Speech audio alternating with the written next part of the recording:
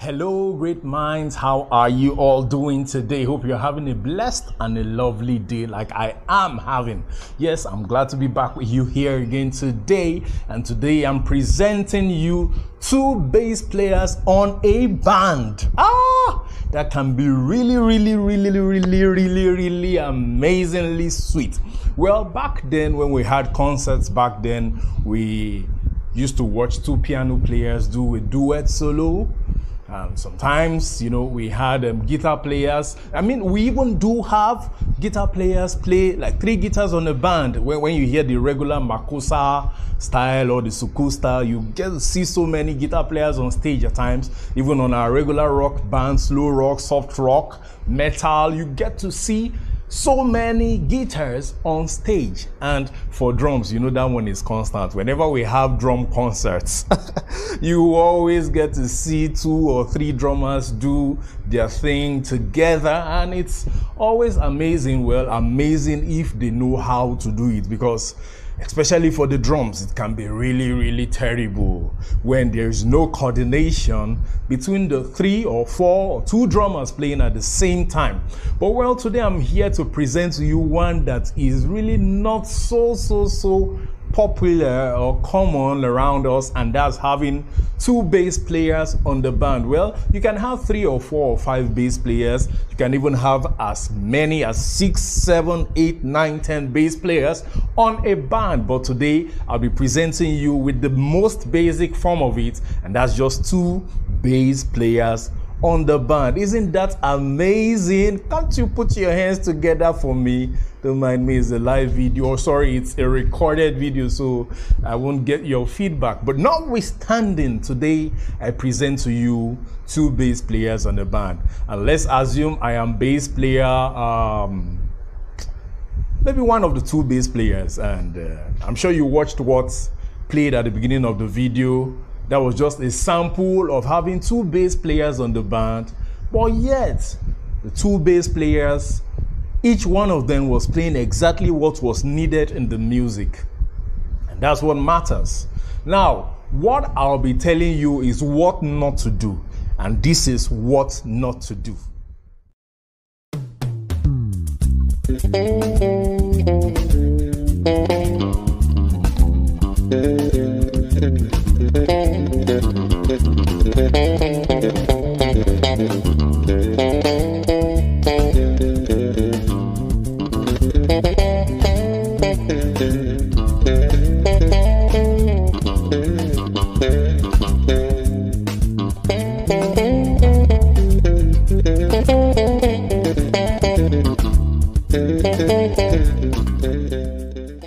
Now you heard that.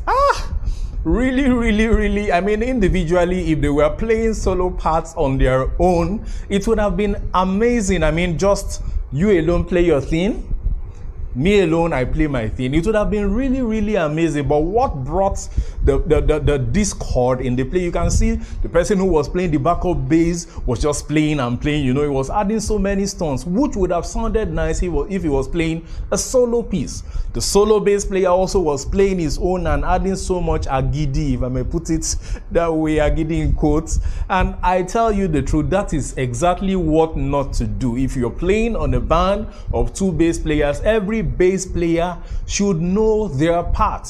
Okay, if we just have 2 bass players and probably a drummer, and we are playing a high life groove as a regular,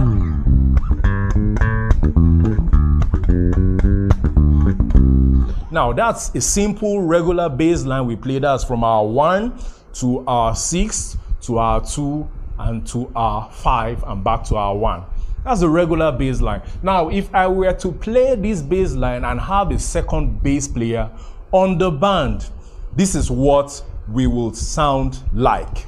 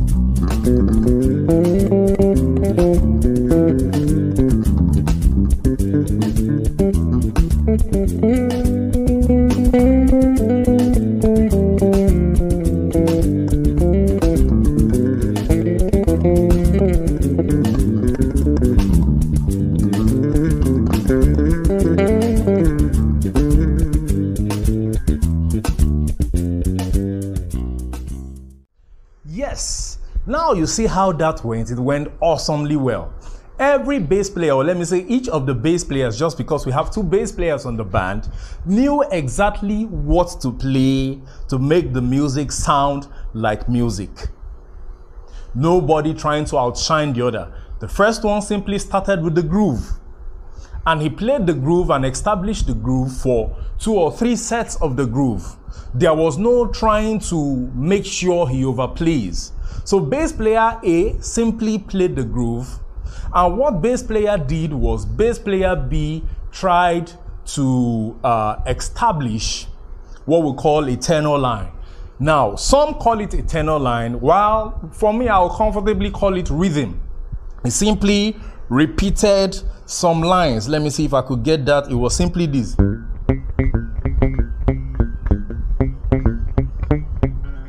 So what he simply played was rhythm. So it's very important that if you have 2 bass players on a band, everybody knows their part. One person plays, or well, if I say, let me say 2 bass players on a bass and drum band. It could apply to also a general band, but it's very important for every player to know what they should do at every point in time to avoid the kind of discord and clash we had on the first video I played that tried to establish the groove. That was really, really rough. Everybody was trying to outshine the other. But so I must say that it is important that every bass player knows what to play at every point in time. So bass player B simply started with a tenor line, a rhythm, which I played just a while ago. And after that, he moved to playing just a chord of 2 notes. That's what he played. I played it faster anyway. So here he tries to sink in the groove. But if the first bass player starts,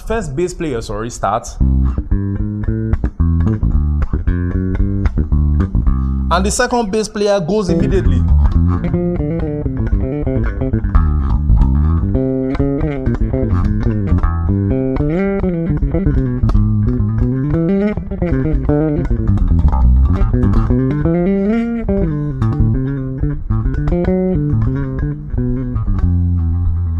Well, on solo itself here, it feels like I'm phrasing, but adding that to the groove that bass player A was playing, it will sound discorded and sound scattered. So he simply started with his tenor line or his rhythm and moved to establishing it with chords before he now finally improvised. Isn't that amazing? Sounded really good. Like, okay, everyone knew his part. No part was clashing with the other. Everybody knew exactly what to play at every point in time. So as much as you want to groove and gig and play, bear it in mind that when you're on the band, what is important is not trying to outshine the other player, but trying to make sure that you communicate a message to your listeners. I hope you get that. So that's what bass player A did, and what bass player B did was to respond to bass player A. If you have a loud and a harsh response, at the end of the day, there is no communication. But if you have a subtle way of coming into the conversation, then you're making it easy to pass the general message or the message in wholeness to your listeners. Now, that's point one. Now, it got to a point where bass player A switched to solo and bass player B switched to bass line. Now, for you to understand this, watch this again.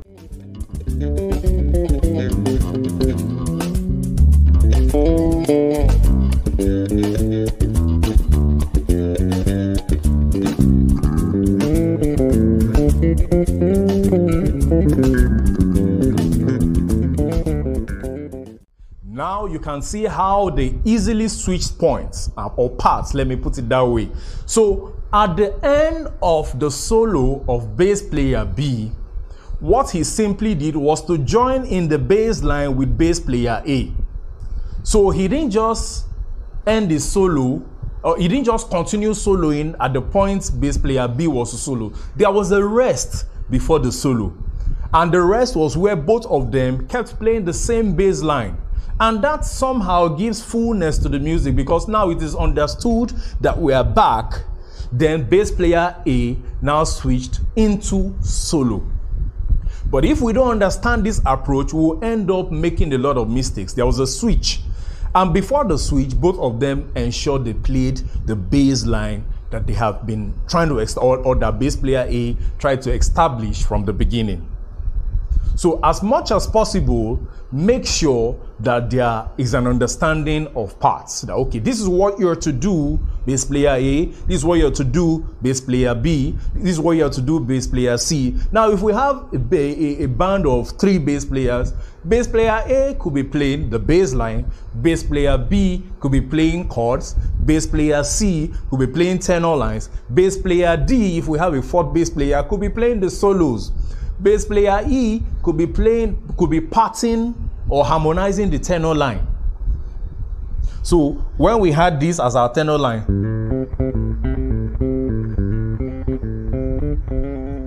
now that's one tenor line. I could harmonize as here.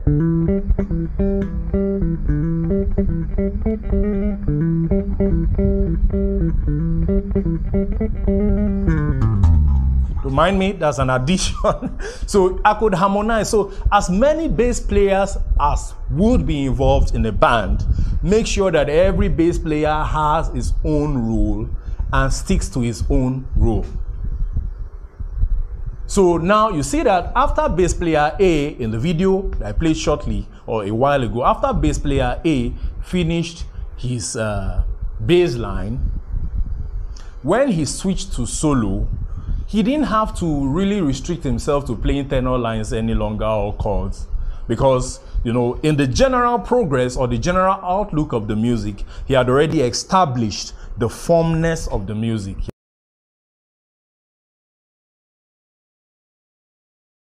Someone had already played tenor lines and chords. It's your choice. You could decide to repeat the same with your own inversions or your own substitutions, but basically he had established the progress of the music. Now he just freely improvises and, you know, plays with speed or whatever he decides or desires to do.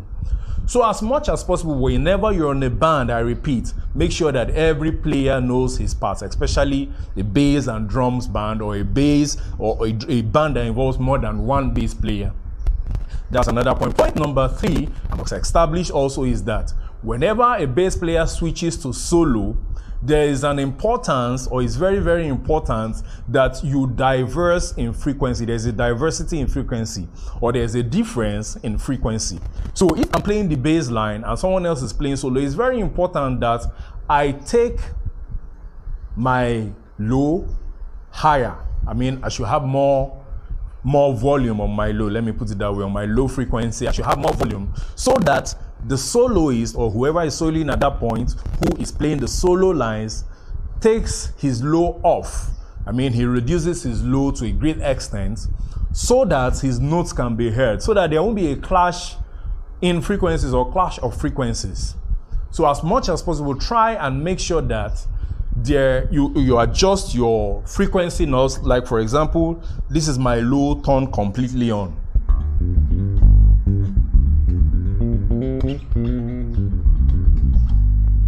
Turn completely on. Now if I drop my low, I want to solo, I drop my low and I have this.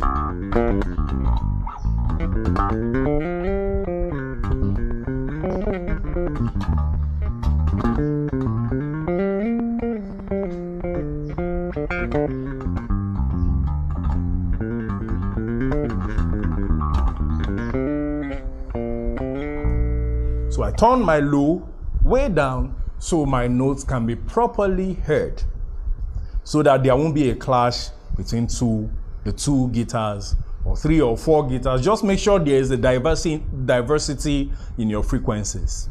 That's number 3. Number 4, you also need to ensure that there is maturity, especially if you are playing on a band that involves more than 2, 3, 4 bass players. You need to express maturity. That's where your musicianship comes into play, because there are times that no matter how much of frequency EQing you try to do to make sure that every bass sounds distinct, if there is no musicianship or discipline, you really wouldn't pass across the right message. So what is important to this? There are some points you might have to stop. The person playing chords might have to stop at some points. The person playing tenor lines or rhythm might have to stop at some points, just to create that maturity, just to pass across the right message. If there's no maturity, at the end of the day, everybody just plays, and there's no message passed across, you all will be happy and shouting, wow, I dropped today, man, I really, really played my best today, man, I fire. But boy, you fire, man, guy, you tight, guy, you play. You were just listening to your individualness. And let me tell you the truth, sometimes that's really, really selfish, because you didn't pass across the message you needed to pass across. Don't forget that whatever you do is not for you, it's for people out there. So as much as there has to be an appreciation of what you do within yourself, you need to appreciate yourself within the confines of proper musicianship. Thank you so much, BGM. I'm glad I was with you today again. Have a blessed day, and make sure you always practice. Make sure you check the videos out, all the videos I've shared. Don't be selfish to yourself. Don't cheat yourself.